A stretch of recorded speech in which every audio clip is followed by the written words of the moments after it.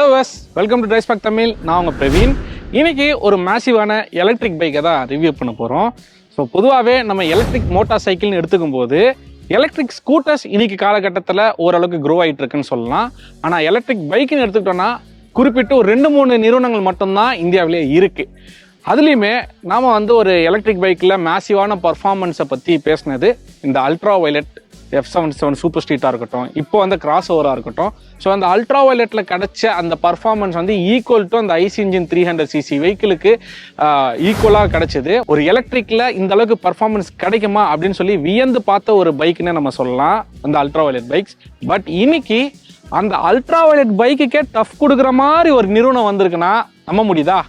S, இன்னைக்கு அந்த நிறுவனத்துடைய பைக்கை தான் நாம் இன்னைக்கு ரிவ்யூ பண்ண போகிறோம். அதுதான் ராப்டி T30.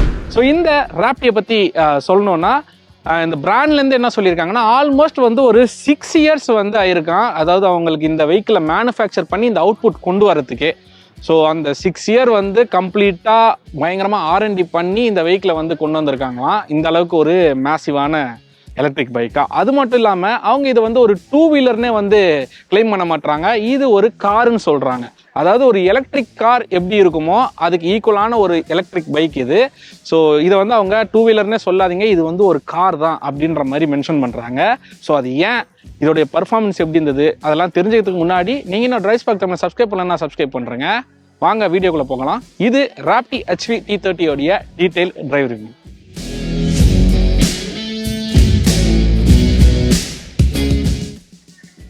ஸோ இந்த ராப்டி அப்படின்ற நேமுக்கு மீனிங் என்னன்னு கேட்டிங்கன்னா, ஜுராசிக் வேர்ல்ட் ஜுராசிக் பார்க் படம் பார்த்தவங்களுக்கு ராப்டர் அப்படின்ற ஒரு டைனோசர் தெரியும் இல்லையா? ஸோ அந்த ராப்டர்ன்ற ஒரு டைனோசரை இன்ஸ்பயர் பண்ணி தான் இதோடைய டிசைனாக இருக்கட்டும், ஆக்ரோனாமிக்ஸாக இருக்கட்டும், டைனமிக்ஸ், ஏஸ்தட்டிக்ஸ் எல்லாமே அதை பேஸ் பண்ணி தான் கிரியேட் பண்ணியிருக்காங்களாம். ஸோ அதனால தான் அந்த ராப்டருன்றத ராப்டி அப்படின்னு சொல்லிட்டு மென்ஷன் பண்ணியிருக்காங்க. அண்ட் அந்த HVன்றதுக்கு மீனிங் ஹை வோல்டேஜ். இன்னைக்கு காலகட்டத்தில் ஹை வோல்டேஜ் இப்போ தான் கார்களில் வர ஆரம்பிச்சிருக்கு. ஸோ ஹை வோல்டேஜ்னா அதிகமான பவர் ப்ரொடியூஸ் பண்ணும், அதே மாதிரி சார்ஜிங்குமே அதிகமான பவரில் சீக்கிரமாக சார்ஜ் ஆகக்கூடியது. ஆனால் அதில் எந்த அளவுக்கு ப்ளஸ் நமக்கு இருக்கோ அதே அளவுக்கு மைனஸுமே ஒரு பக்கம் இருந்துட்டு தான் இருக்குது. உதாரணத்துக்கு ஹை வோல்டேஜில் நம்ம சார்ஜ் போடும்போது சீக்கிரமாக சார்ஜ் ஆகிடும். அதே சமயத்தில் ஓவர் சார்ஜ் ஆச்சுன்னா இந்த பேட்டரி பல்ஜிங் சொல்லுவாங்க, உப்பி போகிறது, இந்த மாதிரி உப்பி போகிறதா இருக்கட்டும், ஃபயர் ஆக்சிடென்ட் ஏற்படுறதுக்கும் அதிக வாய்ப்பு இருக்குது. பட் அதெல்லாம் இந்த வெஹிக்கிளில் எப்படி தடுத்துருக்காங்க, அந்த எந்த அளவுக்கு சேஃப்டி ஃபீச்சர்ஸ்லாம் கொண்டு வந்திருக்காங்கன்றத போக போக வீடியோ ஃபுல்லாக ஸ்கிப் பண்ணாமல் பாருங்கள், நான் டீட்டெயிலாக எக்ஸ்பிளைன் பண்ணுறேன். ஸோ முதல்ல இந்த ராப்டி, அந்த ராப்டருடைய ஸ்ட்ரக்சரை வச்சு தான் இந்த வெஹிக்கிளுடைய டிசைன் கிரியேட் செய்யப்பட்டிருக்கு. உதாரணத்துக்கு இப்போ இதோடைய பாடியை நீங்கள் சைட் வியூவில் பார்க்கும்போது நான் சொல்கிறேன், இது ராப்டருடைய ஃபேஸு. அண்ட் அதோட டெய்ல் எந்த அளவுக்கு நீளமாக இருக்கும்னு தெரியும் உங்களுக்கு ஸ்ட்ராங்காக. ஸோ இதுதான் ராப்டருடைய ஃபேஸு. அதுலேருந்து நீங்கள் இந்த லைனிங்கை பார்க்கலாம், இங்கேருந்து பாருங்க சிங்கிள் லைன் அப்படியே ஸ்ட்ரெயிட்டாக வர மாதிரி தான் பாடியில் கொடுத்துருப்பாங்க. ஸோ அந்த சிங்கிள் லைன் தான் அதோடைய வாலை இந்த இடத்துல குறிக்கிற மாதிரி. அந்த ராப்டருடைய போர்ஷனுமே பார்த்தீங்கன்னா ஃப்ரண்ட்டில் கொஞ்சம் லோவாகவும் அப்படியே ரியரில் போகும்போது கொஞ்சம் ஹையாகவும் வரும். இதில் நமக்கு இந்த இன்ஃபோர்டைன்மெண்ட் கிளஸ்டர்லாம் இருக்கனால அது ஓரளவுக்கு மேட்சிங் ஹைட் நமக்கு தெரியுது. பட் ஆக்சுவலாக இது கம்ப்ளீட்டாக அந்த ஒரு ராப்டருடைய ஃபீல்டில் தான் இதை டிசைனே பண்ணியிருக்காங்கன்னு சொல்லலாம். முதல்ல இந்த வண்டியுடைய ஃப்ரண்ட் ஃபேஸை நம்ம எடுத்துப்போம். ஸோ அதில் ஃபஸ்ட்டு பார்த்தோம்னா நம்ம இந்த ஹெட்லாம்ப்ஸ் எடுத்துக்கலாம். ராப்டருடைய ஃபேஸ் ஸ்ட்ரக்சர் எப்படி இருக்குமோ அதே மாதிரி ஒரு ஹெட்லாம்ப் ஸ்டைல் நமக்கு கொடுத்துருக்காங்க. ஆனால் கம்ப்ளீட்டாக இதை வெறும் ராப்டருடைய ஃபேஸ் ஸ்ட்ரக்சர் மட்டுமே நான் சொல்லிட முடியாது. ஏன்னா ஏற்கனவே அல்ட்ரா வயலட்லேயுமே நமக்கு ஹெட்லாம்ப் பார்த்தீங்கன்னா இதே டிசைனில் தான் இருக்கும். ஸோ இதில் பார்த்தோன்னா நமக்கு கம்ப்ளீட்டாக LED யூனிட்ஸாக தான் கொடுத்துருக்காங்க லைட்டை பொறுத்தவரை. ஸோ இது மேலே ஹை பீமாவும் கீழே லோ பீமாவும் கொடுத்துருக்காங்க. அண்ட் சென்டரில் 2 DRL லைனிங் கொடுத்துருக்காங்க LEDயில். அது மட்டும் இல்லாமல் இண்டிகேட்டர்ஸ் எடுத்துக்கிட்டாலுமே நமக்கு LEDயில் தான் கொடுத்துருக்காங்களே. அண்ட் இந்த வெஹிக்கிளுடைய சஸ்பென்ஷனுக்கு வந்தோம்னா ஃப்ரண்ட்டில் நமக்கு டெலிஸ்கோபிக் ஃபோக்ஸ் கொடுத்துருக்காங்க. ரியரில் ப்ரீலோட் அட்ஜஸ்டபிள் மோனோஷாக் கொடுத்துருக்காங்க. அண்ட் மெயினான விஷயமே இந்த டயருக்கு வரலாம். ஸோ ஃப்ரண்ட் அண்ட் ரியரில் நமக்கு 17 இன்ச்சஸில் டியூப்லெஸ் டயர்ஸ் தான் கொடுத்துருக்காங்க. அண்ட் அந்த அலாய்ஸ்லுமே பார்த்தீங்கன்னா T30 சொல்லிட்டு அந்த ஒரு ஸ்போர்ட்டி டீக்கர்ஸ் நமக்கு கொடுத்துருக்காங்க. அது பார்க்கவே சூப்பராக இருக்குன்னு தான் சொல்வேன். அண்ட் வெஹிக்கிளுக்கும் ஆப்டான கலரில் கொடுத்துருக்காங்க. ஸோ இது கிரேன்றனால நமக்கு பிளாக் ஃபினிஷில் அந்த அலாய் கொடுத்துருக்காங்க. அண்ட் டிஸ்க்கு, ஃப்ரண்டோடைய டிஸ்க் பார்த்தீங்கன்னா 320 mm நல்ல ஒரு பெரிய டிஸ்க் தான் கொடுத்துருக்காங்க. அதுவும் வித் நமக்கு ஃப்ளோட்டிங் கேலிப்பர்ஸ் வர டியூவல் பிஸ்டன் ஃப்ளோட்டிங் கேலிப்பர்ஸ் ஃப்ரண்ட்டில் வருது. ரியரில் நமக்கு பார்த்தீங்கன்னா 230 mm disc with single piston floating கேலிப்பரோட வந்து கொடுத்துருக்காங்க. அதுவும் மெயினாக பைபருடைய கேலிப்பர்ஸ் வந்து யூஸ் பண்ணியிருக்காங்கன்னு சொல்லலாம். இப்போ சைட் வியூக்கு வருவோம். ஸோ சைட் வியூ நான் சொன்ன மாதிரி அந்த ராப்டருடைய ஸ்டைல், லைக் இதுதான் வந்து ராப்டருடைய ஃபேஸ், அது வந்து ராப்டருடைய டெய்ல், அந்த ஒரு சைட் போஸ்டரில் டிசைன் பண்ணியிருப்பாங்க. அண்ட் இது முக்கியமாக வந்து ஸ்டீல் ட்ரில்லிஸ் ஃப்ரேம் கான்செப்டில் தான் வெஹிக்கிள் வருது. ஒரு ஸ்போர்ட்ஸ் பைக்குக்கு ஈக்குவலாக அந்த டிசைன் எல்லாமே கொடுத்துருக்காங்க தான் சொல்லணும். முக்கியமாக நான் முன்னாடியே சொல்லியிருந்தேன், இதை வந்து ஒரு பைக்குன்னே அவங்க கிளைம் பண்ணுறது இல்லை, இது வந்து ஒரு எலக்ட்ரிக் கார் அப்படின்ற மாதிரி தான் கிளைம் பண்ணுறாங்க. ஸோ அதுக்கு என்ன ரீசன் இப்போ நான் தெளிவாக எக்ஸ்பிளைன் பண்ணுறேன். ஸோ நீங்கள் பாடியை சைட் வியூவில் பார்க்கும்போது இந்த பாடியோடைய பேனல்ஸ் எல்லாத்தையுமே நீங்கள் வந்து டீட்டெயிலாக கவனிக்கலாம். ஸோ நமக்கு டியூவல் டோன் வந்து பிளாக் அண்ட் இந்த கிரே கான்செப்டில் வந்து கொடுத்துருக்காங்க இல்லையா, இதில் எங்கேயுமே உங்களால் வந்து நட்ஸ் அண்ட் போல்ட்ஸை வந்து பார்க்கவே முடியாது. இதுதான் வந்து பாடியோட சேசிஸில் வரக்கூடிய ஃப்ரேமு. ஸோ இதில் வந்து நமக்கு நட்ஸ் அண்ட் போல்ட்ஸ் வந்து இருக்கு. பட் இதுதான் மெயினான பேனல்ஸ்னு சொல்லலாம். இதில் உங்களால் வந்து எங்கேயுமே நட்ஸ் அண்ட் போல்ட்ஸ் பார்க்க முடியாது. ஏன்னா ஒரு காரில் நம்ம என்னெல்லாம் வந்து நோட் பண்ணுவோம், முதல்ல அதோடைய பர்ஃபார்மன்ஸு அண்டு உள்ளே இருக்கக்கூடிய கம்ஃபர்ட்டு, ரெண்டாவது வெளியிலேருந்து நம்ம எக்ஸ்டீரியரில் பார்க்கும்போது அதோடைய லுக் வைஸில் காரோடைய பேனலில் எங்கேயுமே உங்களால் நட்ஸ் அண்ட் போல்ட்ஸை வந்து பார்க்கவே முடியாது. கீழே வந்து அண்டர் சேசிஸ்லாம் தான் நம்மளால வந்து நட்ஸ் அண்ட் போல்ட்ஸை வந்து நோட் பண்ண முடியும். எக்ஸ்டீரியரில் வெளியில் எங்கேயுமே நம்மளால நோட் பண்ண முடியாது. காருன்னு சொல்கிறதுக்கு அது மட்டுமே ரீசன் இல்லை. இந்த வெஹிக்கிள் வந்து நமக்கு ஒரு கீ ஃபாப் டைப்பில் தான் வந்து இதோடைய கீயே வந்து இருக்குது. ஸோ இதுதான் வந்து வெஹிக்கிளுடைய கீ. ஸோ இது வந்து நம்ம நார்மலாக மேனுவல் கீ மாதிரிலாம் போட்டு ஆப்ரேட் பண்ண முடியாது. இந்த கீ ஃபாப் மூலமாக தான் லாக் அண்ட் அன்லாக் அப்படின்ற ரெண்டே பட்டன் தான் இருக்குது. இது மூலமாக வெஹிக்கிளை வந்து நம்ம ஆன் பண்ணி ஆஃப் பண்ணி ட்ரைவ் பண்ணிக்க முடியும். ஸோ அதுவுமே வந்து காரில் வரக்கூடிய அந்த கீ ஃபாப் டைப்பு. அண்டு இந்த பெயிண்டிங் ஃபினிஷுமே நீங்கள் பார்க்கலாம். ஒரு காரில் எந்த அளவுக்கு ப்ரீமியமான பெயிண்டிங் ஃபினிஷ் இருக்குமோ அதே மாதிரி தான் இதுலேயுமே வந்து ப்ரீமியமான பெயிண்டிங் ஃபினிஷ் வந்து கொடுத்துருக்காங்க. முக்கியமாக இன்னொரு ஹைலைட்டான விஷயம் என்னன்னா, இந்த பேனல்ஸ் எதுவுமே வந்து பிரேக்கபிளே கிடையாது, அன்பிரேக்கபிள் பேனல்ஸ்னு சொல்லியிருக்காங்க. அப் டு ஒரு 80 to 90%. ஓவர் ஸ்பீடில் போயிட்டு ஏதாவது பெரிய ஆக்சிடென்ட் ஆச்சுன்னா உடைய தான் செய்யும். பட் முடிஞ்ச அளவுக்கு அதை தடுக்கிற விதமாக தான் இதை ரெடி பண்ணியிருக்காங்க. ஸ்க்ராச்சஸ்ன்றது நாம் எந்த அளவுக்கு பார்த்துக்கிறோமோ ஸ்க்ராச்சஸ் விழாமல் இருக்கும். பட் அன்பிரேக்கபிள், கீழே நமக்கு தெரியாமல் வண்டி நமக்கு வெயிட் தாங்க முடியாமல், வண்டி வெயிட்டு தான், ஸோ வெயிட்டு தாங்க முடியாமல் நீங்கள் கீழே போட்டாலோ இல்லை இன்னொருத்தர் யாராவது வந்து சைடில் இடிச்சிட்டாலோ டேர்னிங்கில் வந்து இடித்தாலோ வந்து நீங்கள் வந்து பெருசாக பயப்பட தேவையில்ல. வண்டிக்கு வந்து அந்த பேனல்ஸுக்கு ஒன்றுமே ஆகாது, அந்தளவுக்கு ஸ்ட்ராங்கானது தான். அண்ட் மெயினாக இது நீங்கள் வந்து வெளியில் நார்மலாக பார்க்கக்கூடிய பேனலு. ஸோ இங்கே பார்த்தீங்கன்னா உங்களுக்கு தெரியும், இது கொஞ்சம் ஹார்ட் பிளாஸ்டிக்கில் மேட் ஃபினிஷில் ஒரு பேனல் தெரியுது உங்களுக்கு. ஸோ இந்த மாதிரி இதே மாதிரி பேனல் தான் வந்து இதுக்கு உள்ளேயுமே இன்னொன்று வருதுன்னு சொல்லியிருக்காங்க. இங்கே ராப்டி ஹெச்வின்ற அந்த பிராண்டை வந்து ஒரு கிரே கலரில் ஒரு ஸ்டீலில் வந்து மென்ஷன் பண்ணியிருக்காங்க. ஸோ இந்த பேட்டரியோடைய வோல்ட்ஸ் நம்ம எடுத்துக்கோன்னா 240 வோல்ட்ஸ், அதை மென்ஷன் பண்ணுற விதமாக தான் இங்கே 240Vன்னு சொல்லிட்டு ஒரு டீக்கர் கொடுத்துருக்காங்க. அண்ட் இங்கே நீங்கள் ஒரு சின்ன லைட் செக்மெண்ட் வந்து நீங்கள் பார்க்கலாம். ஸோ இது வந்து பாடி பேனல்லையே ஃபிட் பண்ண ஒரு லைட்டுன்னு சொல்லலாம். ஸோ இந்த லைட் வந்து நம்ம எப்போல்லாம் வெஹிக்கிளை சார்ஜ் போடுறோமோ அப்போல்லாம் வந்து இந்த லைட்ஸ் வந்து எரியும். அது மட்டும் இல்லாமல் ஃபியூச்சர்லேயே வந்து நீங்கள் பார்த்தீங்கன்னா இந்த வெஹிக்கிளுடைய ஹெட்லாம்ப்ஸ் வந்து ஹை பீம்லாம் ஆன் பண்ணிவிட்டு அந்த எல்இடி டிஆர்எல்லாம் வந்ததுக்கப்புறம் இந்த லைட்டுமே வந்து நைட் டைமில் ட்ரைவ் பண்ணும்போது லைட் எரியிற மாதிரி ஃபியூச்சரில் வரப்போகுது. இப்போ டெஸ்டிங்கில் தான் இருக்குது. அண்ட் அதுலேயுமே இன்னும் ஃபியூச்சரில் பார்த்தீங்கன்னா இண்டிகேட்டர்ஸுமே இன்பில்ட் பண்ணுற மாதிரி ஒரு ஐடியாலஜியுமே அவங்களுக்கு இருக்குது. ஸோ அதுவுமே வந்து ஃபியூச்சரில் தான் வரும். இப்போதைக்கு வந்து டெஸ்டிமோனியலில் இருக்கனால இப்போ நமக்கு டிஃபால்ட்டாக அங்கே லைட்டு கொடுத்துட்டாங்க, பட் இப்போதைக்கு அது எரியாது. அண்ட் அது மட்டும் இல்லாமல் சைடில் நம்ம பார்த்தோன்னா இங்கே ராப்டியோடைய லோகோ வந்து கொடுத்துருக்காங்க. அண்ட் இங்கே இந்த ஒரு மேட் ஃபினிஷில் இருக்கக்கூடிய இந்த பேனலை வந்து நீங்கள் கொஞ்சம் க்ளோஸ்அப்பில் பார்த்தீங்கன்னா ஒரு டீக்கர் மாதிரி உங்களுக்கு தெரியும். இந்த இடத்துலையே வந்து டெக்குன்னு சொல்லிட்டு ஒரு டெக்ஸ்டாக இருக்கட்டும், இங்கே ஒரு அந்த ராப்டியோடைய லோகோ வர மாதிரி ஒரு டீக்கர் ஃபினிஷிங் மாதிரி உங்களுக்கு வந்து கிளாசி மேட்லேயே வந்து அந்த கிளாசி ஃபினிஷிங் வந்து உங்களுக்கு தெரியும். ஆக்சுவலாக பார்த்தீங்கன்னா அது டீக்கரே கிடையாது. இந்த பேனலை பிளாஸ்டிக்கில் அவங்க பில்ட் பண்ணும்போதே அது டிஃபால்ட்டாக அந்த மாதிரி டிசைனில் தான் பண்ணுறாங்க. ஸோ அதை நம்ம ஃபேக்ட்ரி விசிட் பண்ணும்போது நமக்கு அதை காட்டியிருந்தாங்க. அப்படியே சைட் வியூவில் அடிஷ்னலாக பார்த்தோன்னா நமக்கு மெயினாக கிரவுண்ட் கிளியரன்ஸ் எடுத்துக்கலாம். 161 mm வந்து கிரவுண்ட் கிளியரன்ஸ் வந்து கொடுத்துருக்காங்க. இந்த வெஹிக்கிளுக்கு ஒரு ரீசனபிளான ஒரு கிரவுண்ட் கிளியரன்ஸ்னே சொல்லுவேன். அண்ட் அதுக்கப்புறம் wheel base main 1420 mm wheel base கொடுத்துருக்காங்க. எனக்கு பர்சனலாக வந்து அது கொஞ்சம் அதிகமாக ஃபீல் ஆகுது. ஏன்னா அந்த என் டு என் நீங்கள் பார்த்தீங்கன்னா நல்ல ஒரு வீல் பேஸ் லென்த் அதிகமாக இருக்கும் அப்படின்ற ஒரு ஃபீல் வந்து இருந்துச்சு. ஈவன் இந்த வெஹிக்கிளுடைய டேங்க் இந்த இடம் இருக்குல்ல, இங்கே தான் பேட்டரி வருது. இந்த இடம் பார்த்தீங்கன்னா கொஞ்சம் பெருசாக இருக்குது, அதாவது ஒரு இந்த பேட்டரியோடைய அந்த சார்ஜ் போடுற இடம். ஸோ இது வந்து கொஞ்சம் பெருசாக இருக்கனால இந்த R15 ஓட்டுற மாதிரி கொஞ்சம் பெண்ட் பண்ணி தான் ஓட்டுற மாதிரி ஃபீல். என்னுடைய ஹைட் பார்த்தீங்கன்னா 5.6, எனக்கு அந்த மாதிரி தான் இருந்துச்சு, கொஞ்சம் பெண்ட் பண்ணி ஓட்டுற மாதிரி. அண்ட் அதை தவிர நம்ம சைடில் இன்னும் அடிஷ்னலாக பார்த்தோம்னா இந்த ஃபுட் ரெஸ்ட் எடுத்துக்கலாம். கம்ப்ளீட்டாக வந்து மெட்டலில் வந்து கொடுத்துருக்காங்க ஃபுட் ரெஸ்ட்டு, அது ஒரு சூப்பரான விஷயம். அண்ட் இங்கே ஒரு டீக்கர் லைனிங் நீங்கள் கவனிக்கலாம், ஒரு பிளாக்ல ஒரு லைன் ஒன்று கொடுத்து T13 மென்ஷன் பண்ணியிருப்பாங்க. ஸோ இந்த வெஹிக்கிளுடைய வேரியன்ட் T30. அண்ட் அதை விட மெயினாக நீங்கள் இந்த சைட் ஸ்டாண்டை வந்து கவனிச்சே ஆகணும். ஏன்னா இதில் சைட் ஸ்டாண்ட் பார்த்தீங்கன்னா இந்த ராப்டருடைய லெக் எப்படி இருக்குமோ அந்த ஸ்டைலில் வந்து அந்த ஸ்ட்ரக்சரில் வந்து அந்த ஸ்டாண்டை வந்து டிசைன் பண்ணியிருக்காங்க. ஃபைனலாக சீட்டுக்கு வருவோம். ஸோ சைட் வியூவில் இந்த சீட் நம்ம மெயினாக எடுத்துக்கணும். 790 mm சீட் ஹைட்டில் இந்த சீட்டு ஸ்பிளிட்டட் சீட்டாக வந்து கொடுத்துருக்காங்க, லெதர் ராப்டில் கொடுத்துருக்காங்க. அண்ட் இந்த இடத்துல வந்து இந்த ராப்டியோடைய லோகோ மென்ஷன் பண்ணியிருக்காங்க. பட் எனக்கு இந்த ராப்டியோட லோகோவில் என்ன சொல்ல வராங்க என்ன ஏதுன்னு புரியல. அது ஓவலா இல்லை சர்க்கிளா, அது ஒரு டைமண்ட் ஷேப்பா என்னன்னே எனக்கு புரியல. அது ஒரு வித்தியாசமான ஒரு லோகோ ஸ்டைலாக இருக்குது. ஸோ அது மட்டும் இல்லாமல் நமக்கு அப்படியே வந்து அலுமினியமில் இந்த ரியருக்கு வரும்போது அந்த கிராப் ஹேண்டில் வந்து கொடுத்துருக்காங்க. அண்ட் அது கீழே பார்த்தீங்கன்னா பிரேக் லைட்ஸ் வந்து எல்இடியில் கொடுத்துருக்காங்க. அண்ட் இண்டிகேட்டர்ஸுமே எல்இடி இண்டிகேட்டர்ஸ் தான் கொடுத்துருக்காங்க. அண்ட் இங்கே சின்னதாக 2 பக்கமே வந்து நமக்கு அந்த நம்பர் பிளேட் சைடில் ரிஃப்ளெக்டர்ஸ் வந்து இருக்குது. அண்ட் மட் ஃப்ளாப்புமே உள்ளே ஒன்று கொடுத்துருக்காங்க. முக்கியமாக இந்த வண்டியில் வந்து டிரான்ஸ்மிஷனை சொல்லி ஆகணும். இந்த வண்டி ஒரு பெல் டிரைவ் டிரான்ஸ்மிஷனில் தான் வருது. அண்ட் இந்த இடத்துல சின்னதாக T13 மென்ஷன் பண்ணி ஒரு ரப்பர் வந்து கொடுத்துருக்காங்க நம்ம சேஃப்டிக்காக உட்காரும்போது.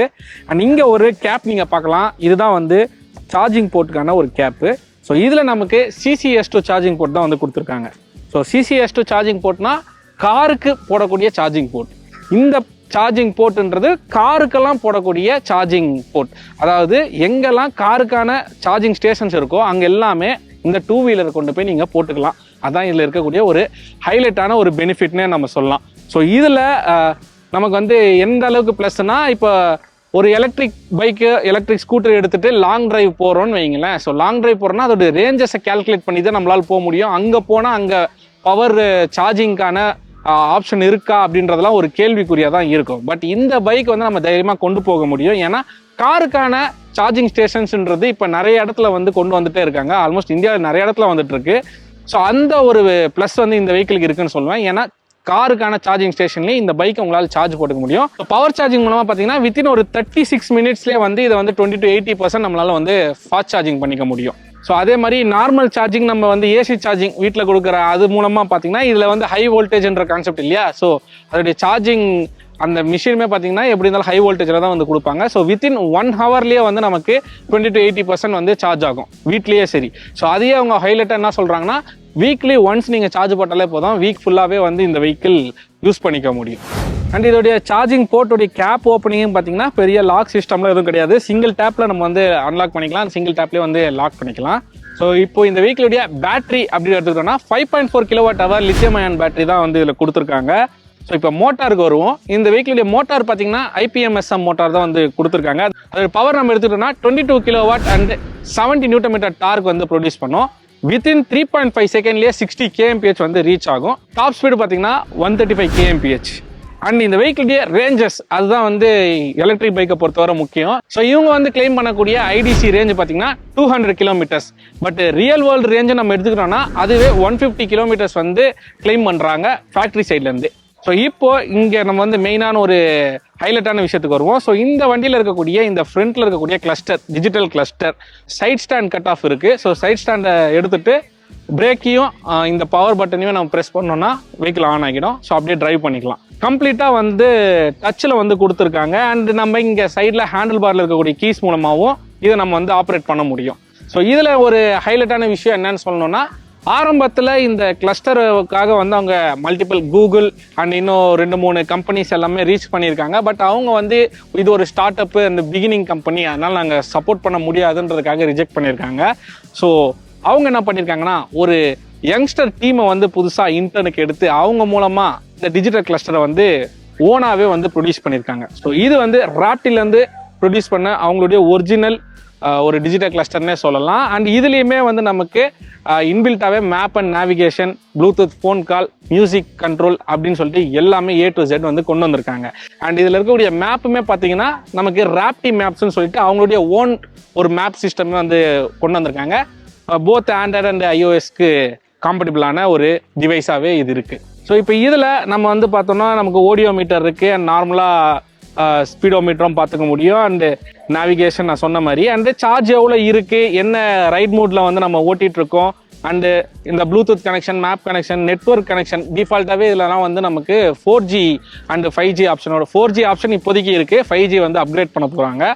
ஸோ அந்த 4G ஆப்ஷன் அண்ட் டைம் என்ன, அப்புறம் நம்ம வந்து நேம் எல்லாம் செட் பண்ணிக்க முடியும். அண்டு எவ்வளோ ரேஞ்சஸ் கொடுக்கும், எவ்வளோ ஸ்பீடு வந்து இதுவரை நம்ம ஹை ஸ்பீடு எவ்வளோ ஓட்டியிருக்கோம் அப்படின்றது எல்லாமே டீட்டெயிலாக இதில் வந்து பார்க்க முடியும். ஸோ அப்படியே இந்த டிஸ்பிளேவை டச் மட்டும் இல்லாமல் இந்த ஹேண்டில் பார் கீஸ் மூலமாக கண்ட்ரோல் பண்ணலான்னு சொன்னேன். ஸோ ஹேண்டில் பாரில் இருக்கக்கூடிய கீஸ்க்கு வருவோம். ஸோ ஹேண்டில் பாரில் ரைட் சைடில் பார்த்தீங்கன்னா ஃபங்க்ஷனுக்கான ஒரு பட்டன் கொடுத்துருக்காங்க அண்ட் இக்னிஷன் ஆன் பண்ணுறதுக்கான ஒரு பட்டன் வந்து கொடுத்துருக்காங்க. அதாவது 2 ஸ்டெப்பில் ஃபஸ்ட்டு வந்து இக்னிஷன் ஆன் பண்ணிவிட்டு அகைன் அதை ப்ரெஸ் பண்ணனா வெஹிக்கிள் வந்து ஆன் ஆகும். அண்ட் அது கீழே வந்து ஹசார்டுக்கான ஒரு பட்டன் கொடுத்துருக்காங்க. ஸோ ரைட் சைடு இவ்வளோ தான். லெஃப்ட் சைடில் தான் வந்து நமக்கு நிறைய கொடுத்துருக்காங்க. ஒரு 3 விஷயம் வந்து இப்போ வந்து பட்டனாக கொடுத்துட்டாங்க. அது என்னென்னு பார்த்தீங்கன்னா க்ரூஸுக்கான ஒரு பட்டன் வந்து கொடுத்துருக்காங்க. அந்த ஹை பீம் அந்த ஹெட்லைட்டை வந்து 3 லெவலில் வந்து நம்ம வச்சுக்க முடியும். அதாவது கொஞ்சம் கீழே அடிக்கிற மாதிரி, அதுக்கப்புறம் சென்டராக அடிக்கிற மாதிரிலாம் ஒரு 3 லெவலில் நம்ம வந்து ஹெட்லைட்டை வந்து வச்சுக்க முடியும். அதுக்கான ஒரு பட்டனு. அண்ட் ரைட் சைடில் நான் சொன்ன அந்த ஃபங்க்ஷன் பட்டன். ஸோ இந்த 3 பட்டனை மட்டும் இப்போயே வந்து நமக்கு இந்த கண்ட்ரோல்ஸில் வந்து கொடுத்துட்டாங்க. பட் இப்போதைக்கு அது 3மே வந்து ஒர்க் ஆகாது. ஏன்னா வந்து இப்போ இது வந்து பீட்டா வெர்ஷனில் தான் வந்து நமக்கு ஓஎஸ் இருக்குது. ராப்டியோடைய ஓன் ஓஎஸ் தான். ஸோ அது வந்து பீட்டா வெர்ஷனில் இருக்குது. இப்போ வந்து அதை ஃபியூச்சரில் வந்து அப்கிரேட் பண்ண போகிறாங்க. ஓடிஏ அப்டேட்ஸ் தான் வரும். ஸோ அது நம்ம சாஃப்ட்வேர் மூலமாக அது நார்மலாக நெட்வொர்க் கனெக்ட் பண்ணிட்டு அதை அப்டேட் பண்ணிட்டீங்கன்னா ஃபியூச்சரில் வந்து இந்த க்ரூஸ் கண்ட்ரோல் எல்லாமே வந்து இந்த வெஹிக்கிளில் வந்துடும். ஸோ இப்போ வாங்குறவங்களுக்கு முன்னாடி அந்த பட்டன் செட் பண்ணி கொடுத்துட்டாங்க. ஒன்ஸ் அப்டேட் பண்ணதும் உங்களுக்கு அந்த க்ரூஸ் கண்ட்ரோல்லாம் வேலை செய்ய ஆரம்பிச்சிடும். ரைட் மோட்ஸ் சேஞ்ச் பண்ணுறதுக்கான மோட்ஸ் பட்டன் கொடுத்துருக்காங்க.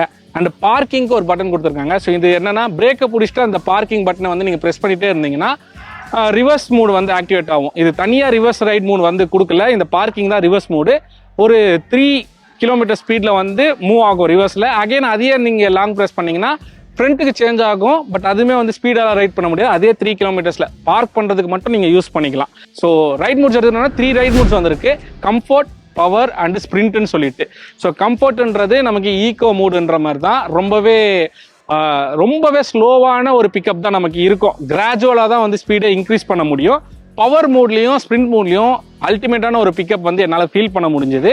ஸோ அதை நான் ரைடு எக்ஸ்பீரியன்ஸில் நான் சொல்கிறேன் உங்களுக்கு எந்த அளவுக்கு இருந்ததுன்னு சொல்லிட்டு. அண்ட் வெஹிக்கிளுடைய ஹார்ன் ஒரு சிங்கிள் ஹார்ன் தான் வந்து கொடுத்துருக்காங்க. எனக்கு ஒரு சிட்டிக்கு ஏற்ற ரைட்ஸுக்கு இந்த ஹார்ன் வந்து போதுமானது தான்.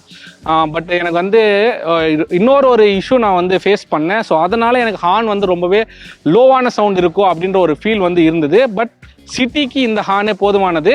ஹைவேஸில் க்ரூசிங்லாம் நம்ம போகிறோம் அப்படின்னும் போது இந்த ஹார்ன் வந்து நமக்கு பத்தாது.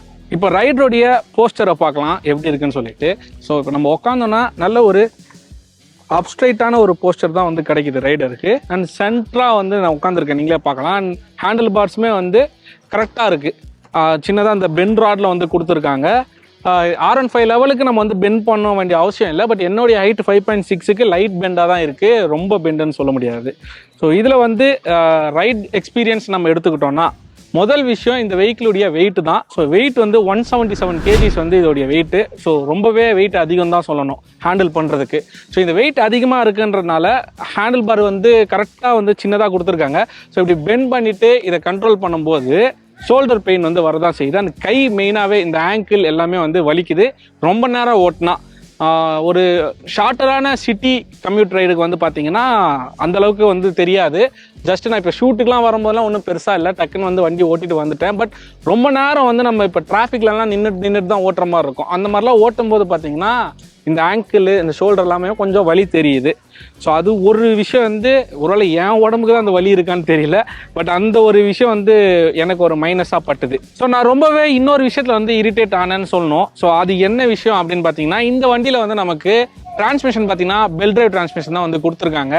ஸோ அது என்ன ஆகுதுன்னா நம்ம சிட்டியில் இப்போ ரைட் பண்ணிட்டு இருக்கும்போது நாய்ஸ் வந்து ஓவராக வருதுன்னு சொல்லலாம். அதாவது எந்த அளவுக்கு வருதுன்னா ஜஸ்ட் நம்ம த்ராட்டில் கொடுத்து வண்டி இன்க்ரீஸ் ஆகிறதே வந்து ஒயின் அப்படின்னு ஒரு நாய்ஸ் வந்து கிரியேட் பண்ணுது. அண்ட் மற்றபடி இந்த பேனல்ஸில் வந்து இந்த பேனல் தான் வந்து நான் சொன்னேன் இந்த ராப்டரோடைய ஃப்ரண்ட் 2 கை இருக்கும் இப்படி. ஸோ அதை பேஸ் பண்ணி தான் இந்த ஃபினிஷிங் வந்து கொடுத்துருக்காங்க. ஸோ இந்த இது கொடுத்ததே எனக்கு வந்து ஒரு சின்ன மைனஸாக தோணுது. ஏன்னா வெஹிக்கிளுடைய டேர்னிங் ரேடியஸ் ரொம்பவே கம்மியாக இருக்குது. ஸோ நீங்கள் பார்க்கலாம் இவ்வளோ தான் என்னால் டேர்ன் பண்ண முடியுது, இந்த பக்கமும் அவ்வளோதான் பண்ண முடியுது, ஃபுல்லாலாம் வந்து டேர்ன் பண்ண முடியல. உதாரணத்துக்கு நான் நவுத்தியை காட்டுற வண்டியை இப்போ வந்து நம்ம வந்து ஒரு ஷார்ட்டான யூட்டர்ன் எடுக்கணும்னு வைங்களேன். ஆர்எல்ஸ் இப்போ வந்து நான் வந்து இப்படி ஒரு லெஃப்ட் கட் பண்ணணும்னு வைங்களேன். இப்போ பாருங்கள் ஃபுல்லாக லெஃப்ட் திருப்பிட்டேன், பார்த்தீங்களா? இப்படி லெஃப்ட் எடுக்கணும்னா இப்படி வளைஞ்சு போகுது. ஏன்னா இதோடைய டேர்னிங் ரேடியஸ் ரொம்ப கம்மியாக இருக்குது. அதே மாதிரி நான் சிக்னலில் சீரியஸாகவே அதை ஃபேஸ் பண்ணேன். யூட்டன் அடிக்கலான்னு சொல்லிட்டு சிக்னலில் யூட்டன் அடிக்கலான்னு சொல்லிட்டு போட்டு ரைட் எடுத்து அடிக்கிறேன். அப்படியே இப்படி வளைஞ்சு அப்படி அடிக்குது. கார்காரெலாம் ஹார்ன் அடிக்க ஆரம்பிச்சிட்டான். ஸோ அது ஒரு மிகப்பெரிய ஒரு இஷ்யூவாக இருக்குது இதில். ஸோ அது வந்து ஃப்யூச்சரில் இதை ரிமூவ் பண்ணிவிட்டு ஏதாவது ஃபுல்லாக கட் அடிக்கிற மாதிரி கொடுத்தாங்கன்னா நல்லாயிருக்கும். அண்ட் கட் அடிக்கும் போது தான் ஞாபகம் வருது, வெஹிக்கில் 2 டேஸாக நம்ம வந்து கம்ப்ளீட்டாக சென்னை சிட்டிக்குள்ளே தான் ஓட்டிகிட்டு இருக்கோம். ஸோ நம்ம இன்னும் வந்து ஈஸியாரோ இல்லை அவுட்டர்லையோ லாங் ரைடில் இன்னும் கொண்டு போகல. ஸோ சிட்டியில் யூஸ் பண்ணதை வச்சு இந்த ரிவ்யூவை வந்து நான் உங்களுக்கு ப்ரெசென்ட் பண்ணுறேன். ஸோ சிட்டியை பொறுத்தவரை தான் இந்த டேர்னிங் ரேடியஸ் இஷ்யூ ஒன்று நான் ஃபேஸ் பண்ணியிருந்தேன். பர்ஃபார்மன்ஸ் கொடுத்தா ஒரே பீக் பர்ஃபார்மன்ஸ் கொடுத்தது இல்லைனா ரொம்பவே மைல்டான பர்ஃபார்மன்ஸ் கொடுக்குறனால உங்களால் ஜட்ஜ் பண்ணி கரெக்டாக இதை வந்து கட் அடிக்கிறது கொஞ்சம் டைம் எடுக்கும். இது வந்து இன்னும் நான் ஒரு 2-3 மாதம் இந்த வண்டியை நான் சுற்றிட்டு இருந்தேன்னா கொஞ்சம் இதுக்கேற்றாப்புல நான் மாறிப்பேன். ஸோ அந்த மாதிரி தான் இருக்குது. பட் வெயிட் அதிகமாக இருக்குன்றனால இது பாருங்கள், இப்பயே வந்து அந்த டேர்னிங் கட் அடிக்கிற ஃபீல்லாம் வந்து கொஞ்சம் டைம் எடுக்கும். ஏன்னா ஷார்ட் கட் அடிக்க முடியாது இதில். அது ஒன்று. இன்னொரு ஒரு விஷயம் சொல்லணும்னா, இந்த வெஹிக்கிளில் சைட் லாக் ஆப்ஷனே இல்லை அப்படின்ற மாதிரி தான் சொல்லணும். ஆக்சுவலி இருக்குது. என்னன்னா வெஹிக்கிள் வந்து நம்ம இப்போ வந்து நான் பார்க்கிங் லாட்டில் வச்சிட்டேன் கைஸ், வண்டி எடுத்தேன். இதில் வந்து லாக்கு அன்லாக் மட்டும்தான். ஸோ லாக் பண்ணிட்டேன், வண்டி ஆஃப் ஆகிடுச்சு. மோஸ்ட்லி அப்படியே தான் போயிடுவாங்க எல்லோரும். பட் இதை சைட் லாக் வந்து ஆச்சான்னு கேட்டிங்கன்னா ஆகாது. இன்னொன்று, திருடன் வந்தாலுமே இந்த வண்டி சைட் லாக் இல்லையேன்னு சொல்லிட்டு எடுத்துகிட்டு போயிடுவான். ஈஸியாக நவுத்திட்டு போயிடலாம். இப்போது இது காருன்னு சொல்லி கிளைம் பண்ணுறாங்க. அதை வச்சு தான் இந்த டிசைன் பண்ணியிருக்காங்க. காரில் கீ ஃபாப் வந்து வண்டி ஆன் பண்ணிட்டு நீங்கள் கீ ஃபாப் கார்லேருந்து ஒரு 500 மீட்டர் கொஞ்சம் டிஸ்டன்ஸ் நீங்கள் போயிட்டீங்கன்னு வைங்களேன், ஆட்டோமேட்டிக்காக அதில் நோட்டிஃபிகேஷன் வந்து வண்டி ஆஃப் ஆகிடும். ஈவன் இக்னிஷன் ஆன் வண்டி இன்ஜின் ஆன் பண்ணாமல் நீங்கள் கீ ஃபாப் அன்லாக் மட்டும் பண்ணிட்டு கீ ஃபாப் கொஞ்சம் தூரம் எடுத்துகிட்டு போயிட்டீங்கன்னா அதில் நோட்டிஃபிகேஷன் வந்துட்டு இருக்கும், வண்டி ஆன் ஆகாது. கீ ஃபாப் வேணும். ஏன்னா காருக்கு அந்த குறிப்பிட்ட ரேடியஸ்குள்ளே அந்த கீ ஃபாப் இருக்கணும். வெளியில் இருந்தாலே அதை அக்செப்ட் பண்ணிக்காது. பட் இந்த வெஹிக்கிளில் நான் வந்து ஷூட்டுக்காக ஒரு தண்ணி பாட்டில் வாங்கிட்டு வரலான்னு சொல்லிட்டு வெஹிக்கிளை அன்லாக் பண்ணிட்டேன். ஸோ அன்லாக் பண்ணால் இப்போ வந்து உங்களுக்கு நான் லைட்ஸ்லாம் போட்டுக்கிறேன். அன்லாக் பண்ணிவிட்டு நான் ஒரு 500 மீட்டருக்கு மேலேயே வெளியில் போயிட்டேன். ஆனால் நான் வர வரைக்கும் வெஹிக்கிள் அப்படியே தான் இருக்குது. ஸோ இப்போ வந்து அன்லாக் பண்ணிட்டேன் நான் ஒன்ஸ் நான் அன்லாக் பண்ணிட்டேன்னா இதுக்கப்புறம் இந்த கீ ஃபாபே தேவைப்படாது. வெஹிக்கிள் வந்து ஜஸ்ட்டு நான் ஸ்டாண்ட் எடுத்துகிட்டு ப்ரெஸ் பண்ணாலே வண்டி ஆன் ஆகிடுச்சு. பார்த்தீங்களா? ஸோ இது வந்து ஒரு மைனஸ்ஸு. இப்போ தெரியாதனமாக வண்டி நான் வந்து ஆஃப் பண்ணாமே வந்து ஜஸ்ட்டு எங்கேயாவது இப்போ ஃப்ரெண்ட்ஸ் வராங்கன்னு சொல்லிட்டு ஜஸ்ட்டு வந்து இதை லாக் பட்டன் அழுத்தாமல் நான் பாட்டு இறங்கி பேசிகிட்டு இருக்கேன்னு வைங்களேன், யார் வேணால் இந்த வண்டியை எடுத்துகிட்டு போயிட முடியும். அது ஒரு மைனஸ் இருக்குது. சரி, என்னப்பா இதில் சைட் லாக்கே இல்லையே அப்படின்னு சொல்லிட்டு நான் பார்த்தேன். பட் ஆக்சுவலி சைட் லாக் கொடுத்துருக்காங்க. அதுவுமே எப்படி கொடுத்துருக்காங்கன்னா, இப்போ நான் வண்டியை வந்து ஆஃப் பண்ணிட்டேன்னா லாக் பண்ணால் ஆஃப் ஆகிடுமா, திருப்பி இதை வந்து நான் லாங் ப்ரெஸ் பண்ணிகிட்டே இருக்கணும். ஒரு டக்குன்னு ஒரு 3 சவுண்ட் வரும். அது வந்துச்சுன்னா வண்டி வந்து சைட் லாக் ஆகிடுச்சான்.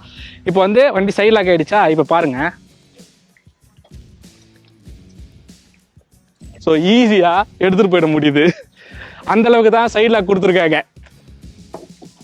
ஸோ அதை வந்து நான் க்ளோஸ் அப்பில் உங்களுக்கு காட்டுறேன். இதில் வந்து சைட் லாக் வந்து எந்த மாதிரி கொடுத்துருக்காங்கன்னு சொல்லிட்டு. ஆனால் ஆக்சுவலி இது சைட் லாக்கே வேஸ்ட்டு தான். சைட் லாக் ஒன்றும் இல்லைங்க, ஏற்கனவே வண்டியோடைய டேர்னிங் ரேடியஸ் ரொம்பவே கம்மின்னு நான் சொன்னேன். இப்போ சைட் லாக் போயிட்டா அது இன்னுமே கம்மியாயிடும், அவ்வளோதான். அதை தவிர்த்து வண்டியோடைய ஸ்டீரிங் லாக் ஆகிடுச்சான்னு கேட்டிங்கன்னா லாக் ஆகலை. இப்போ வந்து கொஞ்ச நேரம் முன்னாடி பார்த்தீங்கன்னா இவ்வளோ தூரம் கொஞ்சம் லெஃப்ட் எடுக்க முடிஞ்சுது. பட் என்னால் இப்போ இவ்வளோ தான் எடுக்க முடியும். அவ்வளோதான் வந்து டிஃப்ரென்ஸ் வந்திருக்கு.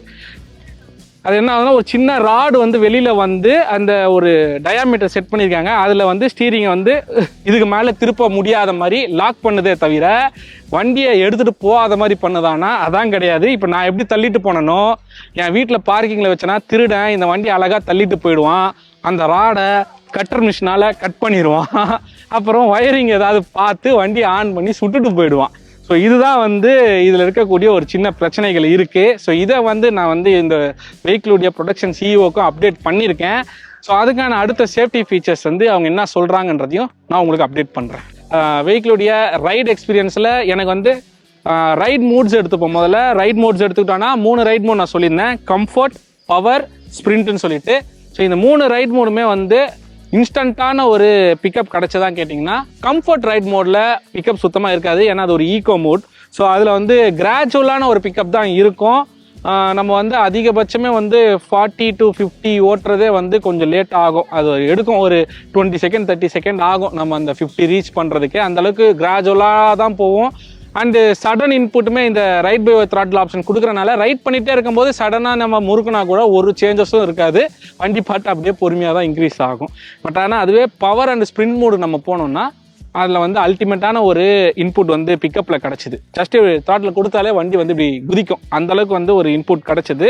அண்ட் அதுலேயுமே வந்து நான் ஸ்ப்ரிண்ட் மூடு முதல் கொண்டு எல்லாமே ட்ரை பண்ணிட்டேன். எனக்கு ரொம்பவே ஃபேவரட்னா அந்த ஸ்ப்ரிண்ட் மூடு தான். ஏன் அல்ட்ரா வயலட்டை வந்து இதை காம்படிஷனாக வச்சு அல்ட்ரா வயலட்டை விட இது தரமான பைக்குன்னு சொன்னேன்னா அந்த ஸ்ப்ரிண்ட் மூடை வச்சு தான்.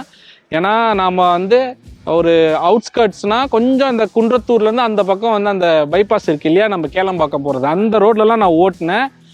வித்தின் ஒரு 5 செகண்ட்லேயே வந்து 120 kmph வந்து இது ரீச் ஆகிடுச்சு கைஸ். அதான் வந்து ஹைலைட். இவங்க வந்து கிளைம் பண்ணதே 3.5 செகண்டில் 60 kmph சொன்னாங்க. பட் நான் வந்து வித்தின் ஒரு 5 செகண்ட்லேயே 120 kmph வந்து இதில் ரீச் பண்ணேன். நான் ஆக்சுவலி 135 தான் இதோடைய டாப் ஸ்பீடு. பட் நான் வந்து 120 kmph வர அந்த ஹைவேல வந்து நான் க்ரூசிங் பண்ணேன். ஸோ அதுக்கு மேலே நான் ஸ்பீட் ட்ரை பண்ணல. ஏன்னா வண்டி ஹெவி வெயிட்டாக இருக்கனால நானே வேணாம் அப்படின்றதுக்காக கண்ட்ரோல் பண்ணியிருந்தேன். ஆனால் அல்டிமேட்டான ஒரு பர்ஃபார்மன்ஸ் வந்து இந்த வெஹிக்கில் கிடச்சிது, சீரியஸாகவே சொல்லுவேன். ஸோ அதனால தான் அல்ட்ரா வயலட்டுக்கே டஃப் கொடுக்குற வண்டி நான் இதை மென்ஷன் பண்ணுறதுக்கு காரணமே. ஸோ அதை தவிர சஸ்பென்ஷன் எடுத்துக்கிட்டோன்னா ரொம்ப ஸ்மூத்தான சூப்பரான ஒரு சஸ்பென்ஷன் ஃபீல் தான் வந்து இருந்துச்சு. ரொம்பலாம் தடபுடன்லாம் ஆடல, பயங்கரமான ஒரு கிராஜுவலாக இன்க்ரீஸ் ஆகிறதா இருக்கட்டும். ரொம்ப சின்ன பாத் ஹோல்ஸு, சின்ன சின்ன அந்த ரோடு இப்போ போடுறாங்க நம்ம சென்னையில் நிறைய இடத்துல, அந்த இடத்துல ஓட்டும் போது அந்த அதிகமாக அந்த சஸ்பென்ஷன் ஃபீலே இல்லை, குதிக்கிற ஃபீலே இல்லை. வண்டி பாட்டு அப்படியே ஸ்மூத்தாக போயிட்டுருக்கு. நமக்கு அந்த டயர் மட்டும் ஏறி இறங்குற ஃபீல் மட்டும் தெரியும் ஓட்டும் போது. மற்றபடி அது வந்து சூப்பராக இருந்துச்சு தான் சொல்லுவேன். பட் வந்து ஒரு சில இடத்துல வந்து நமக்கு வந்து ரோடு எப்படி இருக்கும்னு தெரியும் உங்களுக்கு. சென்னையில் கம்ப்ளீட்டாக ஒரு ஆஃப் ரோட் டைப்பில் ஃபுல்லாக மணல் கல்லாக தான் கொட்டி இருக்கும், அது ரோடாகவே இருக்காது. அந்த மாதிரி இடத்துலையும் ரைட் பண்ணேன். ஸோ அங்கே ஒரு விஷயம் வந்து நான் ஃபீல் பண்ணது என்னென்னா டயர் ரோல் அவுட் ஆகிறது.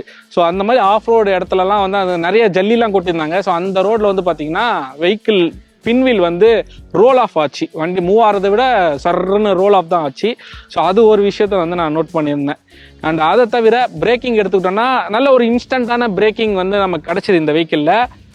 இவங்களே வந்து அதை எப்படி மென்ஷன் பண்ணுறாங்கன்னா, இவங்க ஃபேக்ட்ரி சைட்லேருந்து எனக்கு கொடுத்ததே வந்து நம்ம இப்போது சப்போஸ் 100 kmph ஸ்பீடு நம்ம ட்ரைவ் பண்ணிட்டு இருக்கோம்னு வைங்களேன், பிரேக் நம்ம போட்டோம்னா வித்தின் 44.4 மீட்டர்லேயே வந்து வெஹிக்கிள் ஸ்டாப் ஆகிடும். ஸோ அந்த அளவுக்கு பிரேக்கிங்கோடைய பர்ஃபார்மன்ஸ் இருக்குன்னு சொல்லியிருந்தாங்க. அது உண்மையான்னு கேட்டிங்கன்னா எஸ், அப்சல்யூட்லி பிரேக்கிங் வந்து சூப்பராகவே இருக்குது. நல்ல ஒரு பிரேக்கிங் இன்புட்டுமே கிடச்சிது. அண்ட் அதுலேயே வந்து நமக்கு இதில் ரீஜன் பிரேக்கிங் சிஸ்டமே கொண்டு வந்திருக்காங்க. ஸோ அதில் வந்து 3 லெவல்ஸ் இருக்குது, 0வும் ஒரு லெவலாக இருக்குது. ஸோ டோட்டலாக 4 லெவல்ஸு. ஸோ என்னதான் ஃப்ரண்ட் அண்ட் ரியரில் நமக்கு 17 இன்ச்சஸில் டியூப்லெஸ் டயர்ஸ் கொடுத்தாலுமே எலக்ட்ரிக் பைக்ஸை பொறுத்தவரை நமக்கு அந்த வாட்டர் வேடிங் யூனிட்ன்றது ரொம்பவே முக்கியம். ஸோ இந்த வெஹிக்கிளில் பார்த்தீங்கன்னா 500 mm வந்து நமக்கு வாட்டர் வேடிங் வந்து கொடுத்துருக்காங்க. சரி, இப்போது இந்த வெஹிக்கிளுடைய variants, colour options and price என்னன்னு சொல்லிட்டு டீட்டெயிலாக பார்க்கலாம். ஸோ இந்த வண்டியில் பார்த்தீங்கன்னா நமக்கு 2 வேரியன்ட் ஆப்ஷன்ஸ் வருது. ஸோ இது வந்து T30 அண்ட் T30 ஸ்போர்ட்னு சொல்லிட்டு இன்னொரு வேரியன்ட் இருக்குது. அதுக்கும் இதுக்கும் பர்ஃபார்மன்ஸோ, ப்ரைஸோ, ரேஞ்சஸோ, பேட்டரியோ எந்த ஒரு வித்தியாசமே கிடையாது. ரெண்டுமே ஈக்குவல் தான். வெறும் டிசைன் அண்ட் ஸ்டைல் மட்டும் சேஞ்ச் ஆகும்.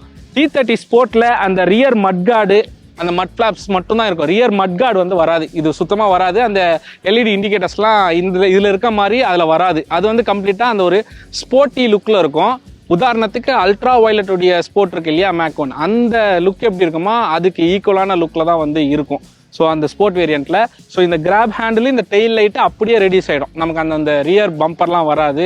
அண்டு ஃப்ரண்ட்டில் இந்த டிசைனுமே பார்த்தீங்கன்னா அடிஷ்னலாக வந்து அந்த டீகர்ஸ்லாம் கொடுத்துருப்பாங்க, ஒரு ஸ்போர்ட் லைனிங்லாம் கொடுத்து பார்க்கவே வந்து பக்காவான ஒரு ஸ்போர்ட் லுக்கில் வந்து அந்த T30 ஸ்போர்ட் இருக்கும். ஸோ 2 வேரியன்ட்ஸ் வருது இதில். ஸோ இந்த 2 வேரியண்ட்டுடைய ப்ரைஸை நம்ம எடுத்துக்கிட்டோன்னா 2.39 lakhs எக்ஸோரூம் ப்ரைஸில் வந்து ஸ்டார்ட் ஆகுது. ரெண்டுமே சேம் ப்ரைஸ் தான், வேறு ப்ரைஸ் கிடையாது. நான் டிசைன் மட்டும் தான் சேஞ்ச் ஆகும். உங்களுக்கு அந்த ஸ்போர்ட் டிசைன் வேணும்னா அந்த டிசைனை வந்து சூஸ் பண்ணிக்கலாம். இல்லை இந்த டிசைனே போதும்னா நீங்கள் இதை கூட சூஸ் பண்ணிக்கலாம். பர்ஃபார்மன்ஸ் இதில் வந்து எந்த சேஞ்சஸும் கிடையாது. ஸோ 2.39 lakhs எக்ஸோரூம் ப்ரைஸில் வந்து ஸ்டார்ட் ஆகுது. ஆன் ரோட் ப்ரைஸ்னு எடுத்துக்கிட்டோம்னா 2.55 2.60 lakhsல வந்து இந்த வெஹிக்கிளுடைய ப்ரைஸ் இருக்குது. அண்ட் இந்த வெஹிக்கிளுக்கான வாரண்டி நம்ம எடுத்துக்கிட்டோம்னா வெஹிக்கிளுடைய வாரண்டி பார்த்தீங்கன்னா 3 years கொடுக்குறாங்க. அண்ட் பேட்டரிக்கான வாரண்டி பார்த்தீங்கன்னா 8 years வந்து கொடுக்குறாங்க. ஸோ இந்த வண்டியில் டோட்டலாக நமக்கு வந்து 3 கலர் ஆப்ஷன்ஸ் வருது. ஸோ இந்த T30ல பார்த்தீங்கன்னா இந்த கிரேவோட சேர்த்து பிளாக் அண்ட் ஒயிட்னு சொல்லிட்டு 2 கலர் ஆப்ஷன்ஸ் அடிஷ்னலாக இருக்கு. ஸோ T30 ஸ்போர்ட்டுக்கு போனோம்னா பிளாக் ஒயிட்டு, அது கூட இந்த கிரேக்கு பதில் ரெட் கலர் ஆப்ஷன் வருது. ஸோ டோட்டலாக வந்து 4 கலர்ஸ்ன்னு சொல்லலாம். இதில் 3 அதில் 3ன்னு சொல்லிட்டு கொடுத்துருக்காங்க.